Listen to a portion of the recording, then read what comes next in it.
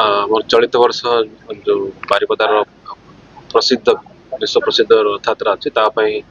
आज गोटे मीटिंग होता मीटिंग रे मान्य आमर एसपी मयूरभंज उपजिलापाल बहुत बुद्धिजीवी मैंने पार्टिसिपेट करते बीएफओस पार्टिसिपेट करते रथ महापात्र पार्टिसिपेट करते जगन्नाथ मंदिर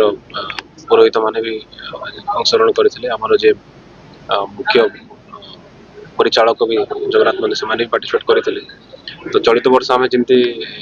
भल भाव रथयात्रा पालन करवा से डिस्कसन होता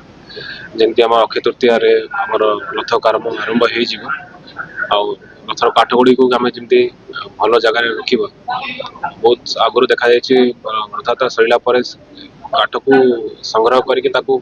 ठीक जगह रखार टे माने व्यवस्था है ना तो बर्तमान आम से दिगरे डिस्कसन करते जो भी रथ पूर्व रथयात्रा जो भी काठ यूज होता से काठ को फास्ट इन्स्पेक्शन करा तार रिपोर्टा गोटे 10 दिन भितर आमको मिल से जॉइंट कमिटी बनाई मंदिर एंटायर कमिटी रथ महापात्र डीएफओ ऑफिशियल्स तहसीलदार एम जॉइंट वेरिफिकेशन करेंगे 10 दिन पर रिपोर्ट देलापर आम नेक्स्ट केते रिक्वायरमेंट हम तापर निष्पत्ति नेबू एवं खाली बारिपदा रथयात्रा नहीं सहित आम जी 10टा पेरिफेराल रथयात्रा भी अच्छी मणत्री अलग जगार भी अच्छी तो से यात्रा को भी जो जो काठ रिक्वायरमेंट हुए तार भी गोटे कमिटी बना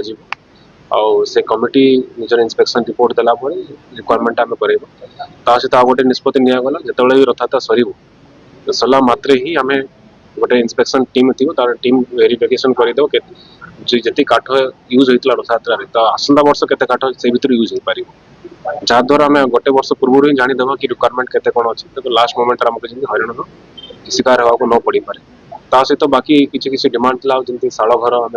व्यवस्था करने डिमांड था रथ पड़ियाटा को आम समतुल कर से दिगरे बहुत शीघ्र आम कम आरंभ करदेव जहाद्वारा ए वर्षर रथयात्रा गोटे स्मरणीय रथयात्रा हम लोक मैंने भी महाप्रभु को दर्शन करें बहुत गोटे भल अनुभूति नहीं